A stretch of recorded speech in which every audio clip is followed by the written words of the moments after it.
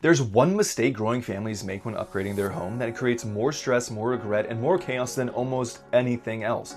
And it's not overpaying, it's not picking the wrong neighborhood, it's not even timing the market wrong. The biggest mistake is waiting too long to start planning your move. Most families don't act when the house first starts feeling tight. They end up joking about it. They say things like, we just need better storage, or they reorganize, or they move furniture around endlessly. And what's really happening is the house slowly becomes harder and harder to live in. Every room starts doing double duty. Every routine takes more effort than it should, and every small inconvenience feels just a little bit bigger than it used to. And by the time families say, okay, we cannot do this anymore, they're already exhausted. Now the decision isn't thoughtful, it's just reactive. And in this video, I'm breaking down the #1 mistake families make when upgrading, why waiting makes the process harder than it needs to be, and how starting earlier completely changes your experience. And if you're planning a move soon and would like my help making it happen, please text the number in the description below.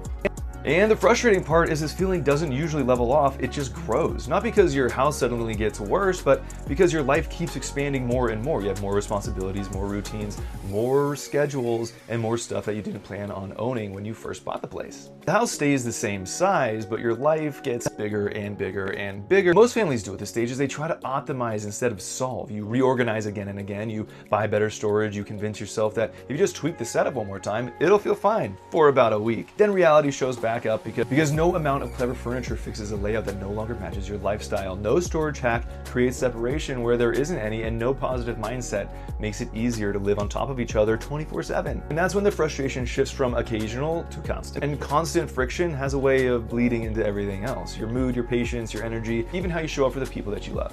And this is actually the stage where families start to gaslight themselves a little bit. They start thinking, maybe we're just being dramatic, maybe this is just how it's supposed to feel, and maybe we should just tough it out.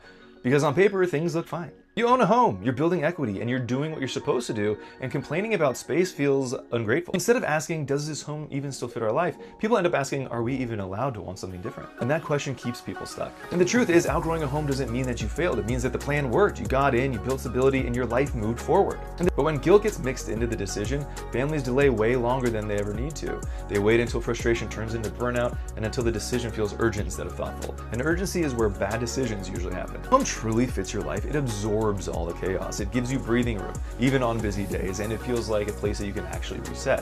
When a home doesn't fit anymore, it amplifies everything. Every inconvenience feels bigger, every routine feels harder, every day feels louder than it should. That feeling of the house shrinking isn't about square footage, it's about alignment. Your life evolved, your home didn't. And that realization isn't a command to move tomorrow, it's just information. It's your signal to stop ignoring the tension and to start thinking strategically instead of emotionally. Because when families recognize this moment early, they can plan calmly. When they ignore it, the house eventually forces the conversation anyways. And it never waits for a convenient time. Now, what surprises most families is how much this seeps into everyday life. It's not just about space, it's about friction. You start every morning already negotiating with your house. Who gets the bathroom first? Who gets the quiet corner? Who's on a call? Who's allowed to make noise? And none of that is how you imagine homeownership feeling when you bought the house in the first place. And even the tiny things start to feel big. You're annoyed easier, you snap faster, and you feel like you're always cleaning the house, but the house never actually looks clean. And the worst part is that you never know what you're reacting to. You just know you're on the edge all the time.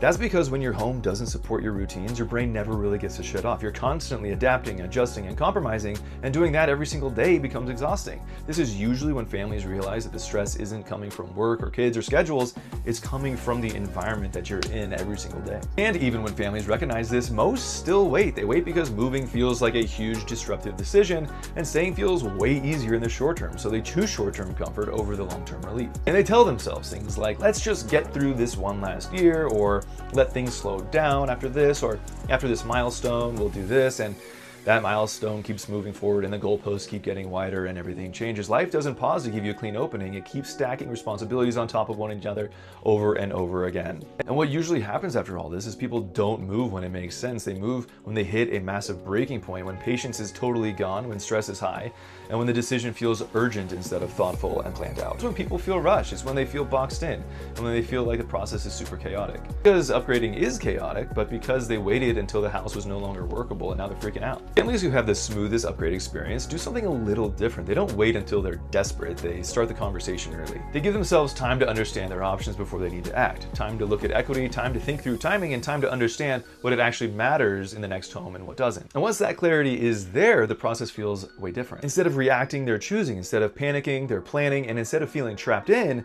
they feel like they have options. It doesn't mean that they have to move immediately. Sometimes the biggest win is simply knowing what your path looks like, and you can take it when you're ready. Clarity removes all that pressure that makes everything feel overwhelming. This is a question I hear all the time. How do we know if this is just a phase of life or if it's actually time to make a change? And the answer usually shows up in patterns. Frustration is occasional, it probably is a phase. If it's constant, that's a signal. And if you can picture the home working for you for another 2 or 3 years from now with a few tweaks, great. If your life feels like it's fighting in space, that is information you need to pay attention to. And again, information doesn't mean you need to take immediate action. It just means it's time to stop ignoring what your day-to-day experience is telling you.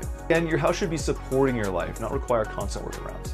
Your house feels smaller and smaller every month. It doesn't mean that you made a bad decision when you first bought it. It means that your family grew. Your life expanded, your needs changed, but your home stayed the same. And that's not a failure, it's just progress. The goal isn't to rush out and buy something bigger tomorrow. The goal is to recognize the moment early on so that you can plan calmly instead of reacting under pressure later. If you're in Southern California and you're starting to feel this tension, or you're wondering whether upgrading makes sense right now or down the road, I'm happy to help you think you through it. And if you're planning a move soon and would like my help, please text the number in the description below this video. No pressure, just clarity and a plan that actually will fit your life. Because the right home doesn't just look good on paper, it makes your entire life easier.